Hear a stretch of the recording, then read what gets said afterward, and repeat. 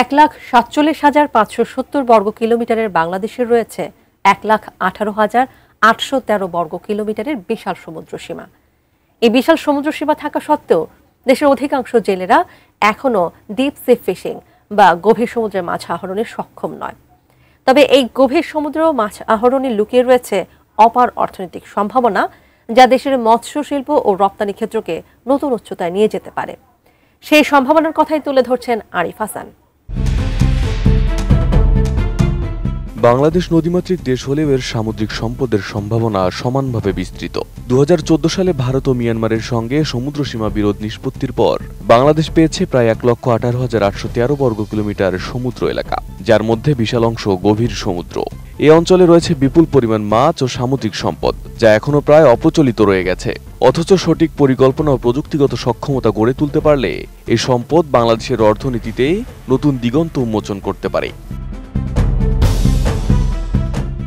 বাংলাদেশের অধিকাংশ জেলে এখন উপকূলীয় বা অগভীর সমুদ্রে মাছ ধরেন। তাদের যানবাহন বলতে মূলত কাঠের ট্রলার ও কিছু ছোট জাহাজ, যেগুলো নিয়ে সর্বোচ্চ ৫০ থেকে ৬০ কিলোমিটার দূরে যাওয়া সম্ভব হয়।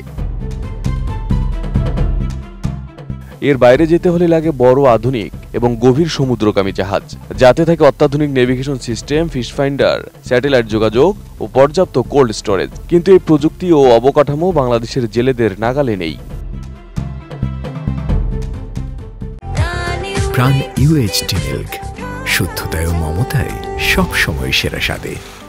বঙ্গোপসাগরের গভীর সমুদ্র অংশে রয়েছে উচ্চমূল্যের বিভিন্ন জাতের মাছ, যেমন yellowfin tuna, bigeye tuna, skipjack tuna, albacore tuna, mackerel, sardine, barracuda, trevally, bonito, grouper, red snapper, cod জাতের মাছ, ক্যাটফিশ, স্কুইড, মান্টারে সহ বিভিন্ন জাতের মাছ। আন্তর্জাতিক বাজারে এসব মাছের চাহিদা অনেক বেশি। যেমন প্রতি কেজি ইয়েলোফিন ও বিগাই টুনা ইউরোপ আমেরিকার দেশগুলোতে বিক্রি হয় প্রতি কেজি $15 থেকে $30, কিং ম্যাকেরেল বিক্রি হয় প্রতি কেজি $8 থেকে $12, ক্রুপার বিক্রি হয় প্রতি কেজি $15 থেকে $20।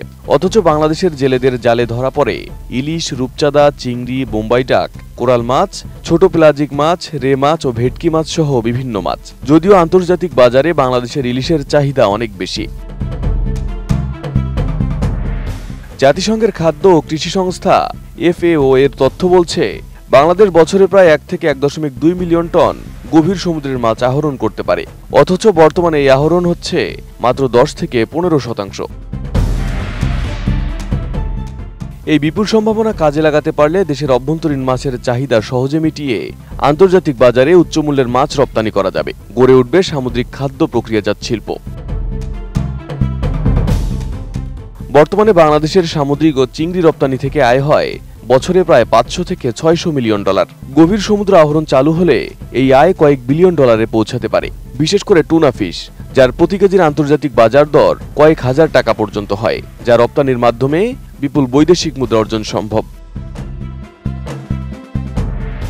গভীর সমুদ্রে মাছ ধরা শুধু জেলেদের জন্য নয়, জাহাজ চালক, প্রযুক্তিবিদ, কোল্ড স্টোরেজ কর্মী, প্রক্রিয়াজাত শিল্প ও রপ্তানি খাত সহ বিস্তৃত কর্মসংস্থান তৈরি করবে।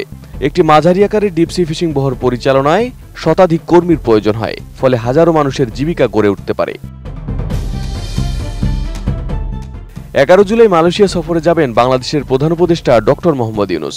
এ সময় মালয়েশিয়ার সাথে বিভিন্ন সমঝোতা স্বাক্ষরের পাশাপাশি গভীর সমুদ্রে মাছ আহরণে দেশটিকে বিনিয়োগের আহ্বান করতে পারেন প্রধান উপদেষ্টা। আর এই আহ্বানে মালয়েশিয়া থেকে সাড়া মিললে বাংলাদেশের মৎস্য শিল্পের সম্ভাবনার দুয়ার খুলবে। বাংলাদেশের গভীর সমুদ্রে এখন অগণিত সম্ভাবনা লুকিয়ে আছে। প্রযুক্তি, বিনিয়োগ এবং দক্ষ জনবল দিয়ে যদি এই সম্পদ আহরণ শুরু করা যায়, তাহলে শুধু মৎস্য শিল্প নয়, সমগ্র অর্থনীতি একটি নতুন উত্থান দেখতে পাবে। আরিফ হাসান,